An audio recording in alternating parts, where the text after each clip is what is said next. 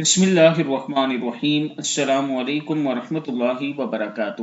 جو شخص بستر پر لیٹے اور یہ دعا پڑھے، یہ رسول اللہ صلی اللہ علیہ وآلہ وسلم کی بتائی ہوئی دعا ہے۔ اللہ کے دیدار کے لیے یہ دعا پڑھی جاتی ہے۔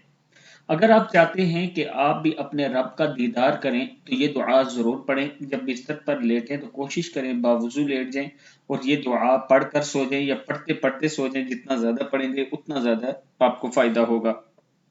دعا ہے بسم اللہ الرحمن الرحیم، اللہم انی اسألک لذت النظر الى وجہک والشوق الى لقائک۔